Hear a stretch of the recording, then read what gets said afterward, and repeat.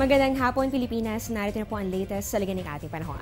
Mga kababayan, magandang balita po para sa ating lahat dahil tuloy na pong nalusaw itong binabantayan po nating low pressure area at alas 10 po ng umaga huli po yung namataan ng Pag-asa sa layong 410 kilometers west-northwest ng Laoag City. At ito nga po ay ito po yung dating bagyong Chedeng na ating binantayan itong mga nakalipas sa mga araw at nakaapekto sa ating mga kababayan lalong-lalo na dito sa bahagi po ng Northern Luzon. At dahil nga po wala na pong umiiral na low pressure area dito sa loob ng ating boundary, asahan ang unti-unting paganda ng panahon dito po yan sa may Cagayan Valley, pati na rin po dito sa Cordillera hanggang dito po yan sa may Ilocos.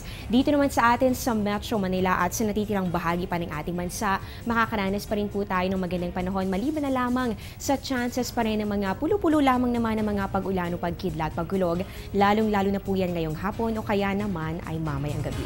So ito po ang inaasahan po nating weather condition sa araw na ito. Paano naman kaya sa mga susunod pang mga araw? Alamin po yan sa aming pagbabalik. Tatanungin ko ang lahat ng nararapat itanong. Tatanungin ko sina Manong at Manang, mga kaibigan at katrabaho, Si Obama at ang barangay tanod. tatanungin ko ang mga taong dapat tanungin para sa mga bagay na dapat ipaliwanag. Para sa bansang kailangan magtanong. para sa kinabukasan ng ating bayan.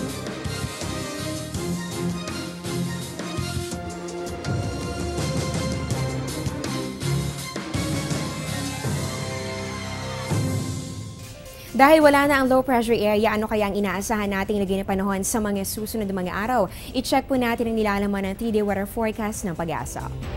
Unahin po natin dito sa Baguio City, meron po kayong 15 to 26 degrees Celsius at halos wala naman po ang chances sa mga pag-ulan o pagkidlat, pagkulog. Simula po yan sa Tuesday hanggang sa Thursday. Dito naman sa atin sa Metro Manila, inaasahan naman ng temperatura na aabot ng 24 to 35 degrees Celsius at magandang panahon din po ang maaari nating maranasan. Yan po ay bukas at magpapatuloy po yan hanggang sa Huwebes. Dito naman tayo sa Metro Cebu, inaasahan po natin mataas po ang temperatura ng abot ng 24 to 33 degrees Celsius. Meron po chances na mga pag-ulan o pagkidlat, pagkulog na mararanasan by Wednesday. At para naman po sa mga Davaoenyo, ito pong inaasahan po ninyong agwat ng temperatura ay 25 to 35 degrees Celsius. Pero kahit po mainit ang panahon, ay hindi pa rin po inaalis ang posibilidad ng pagkakaroon ng mga pag-ulan o pagkidlat, pagkulog. Lalong-lalo na nga po yan pagsapit ng hapon o kaya naman ay sa gabi. Ang ganitong weather condition, mararanasan po yan simula bukas hanggang sa Thursday.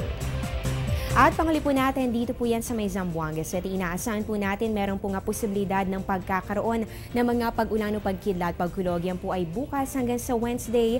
Pero wag po kayo mag-alala dahil pagsapit po ng Thursday ay muli naman pong gaganda ang inyong panahon. At yan po muna ang latest mula po dito sa Pag-asa. Abangan niyo po ang susunod naming update. Mamaya po yung 4:30 ng hapon. Dito pa rin po yan sa Telebisyon ng Bayan. Ako po ang inyong weather lover o more larosan na nagsasabing ang taong handa at may nahon, kayang lagpasan ang hamon ng panahon. Magandang hapon po sa inyong lahat.